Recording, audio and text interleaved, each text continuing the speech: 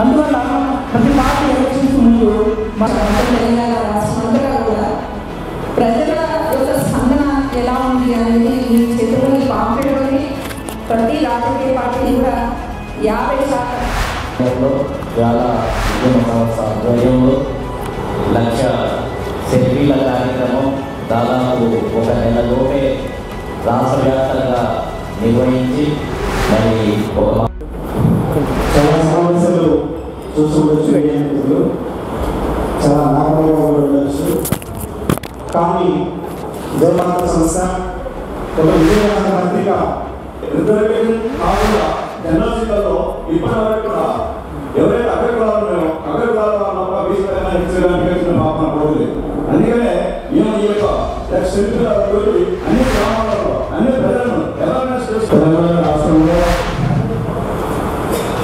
బీసీలను లోక సగం మాత సగం యాగ శాతం బీసీలకు యాగ శాతం మహిళలకు రిజర్వేషన్ కావాలి.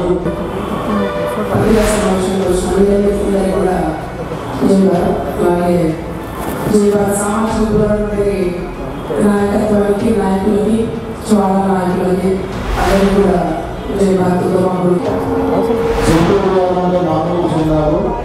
ఇంకా ఉన్నటువంటి మన యువకుల సంస్థ ఇంకా చాలా మంది ప్రతి గ్రామంలో ఒక్కొక్కరు చూడాలంటే చాలా సామాజిక విప్లవ రణబేరి జయభారత సామాజిక విప్లవ రణబేరి బీసీలకు కుర్చీలపైన అగ్రకులాల కబ్జా ఎన్నాళ్ళు అనే పుస్తకాన్ని ఇద్దరు కూర్చొని ఆ రోజులలోనే తయారు చేసి ఈ తెలంగాణ రాష్ట్రంలోనే కాదు ఉమ్మడి ఆంధ్రప్రదేశ్లో కూడా మరి బీసీలకు జరుగుతున్నటువంటి రాజకీయ బానిసత్వాన్ని ప్రశ్నించినటువంటి పరిస్థితి ఉంది. ఆనాటి నుంచి ఈనాటి వరకు కూడా జయభారత్ ఉద్యమ సంస్థ అనేక రూపాల్లో ఎస్సీ ఉద్యమ వేదిక, జయభారత్ ఎస్సీ ఉద్యమ వేదిక, ఎస్సీ ఉద్యమ వేదిక, అదేవిధంగా మహిళా ఉద్యమ వేదిక, మైనారిటీల ఉద్యమ వేదిక, అన్ని వర్గాల యొక్క హక్కుల కోసం, రాజ్యాధికారం కోసం, ప్రాతినిధ్యం కోసం నిరంతర ఉద్యమం చేసినటువంటి సంస్థగా దాని పేరుగాంచింది. 50% సీట్లు కేటాయించాలి అని చెప్పేసి లక్షల సెల్ఫీలతో మేము తెలంగాణ రాష్ట్ర పెద్ద ఉద్యమం చేపట్టాము.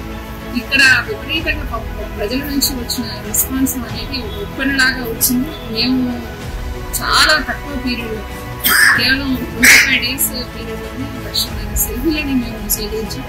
10 లక్షల మంది జనాల దగ్గరికి వెళ్ళి మాట్లాడటం, ఇవన్నీ కన్విన్స్ చేయడం, ఈ సెల్ఫీని తీసుకోవడం అనేది జరిగింది.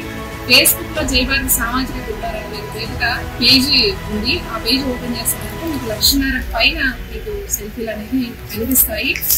ఇప్పుడు మొన్న మైనార్ రిజర్వేషన్ బిల్లు ఏదైతే అది పార్లమెంట్ లో పాస్ అయిందో దాన్ని మేము స్వాగతిస్తూనే దాంట్లో కూడా ఓబీసీ మహిళలకి 1 కోటా కేటాయించాలని చెప్పేసి జయభారత్ డిమాండ్ చేస్తూ గతంలో మేము ప్రకటన వెలువరించాము. అలాగే మీరు బీసీలకి మహిళలకి 50% టికెట్లు కేటాయించాలనేది అన్ని రాజకీయ పార్టీలకు కూడా మేము మెయిల్స్ ద్వారా ఈ మెమోరాండాలు ఇవ్వడం అనేది జరిగింది. అలాగే దాంట్లో భాగంగానే ఈరోజు ఇక్కడ ప్రెస్ మీట్ పెట్టాము.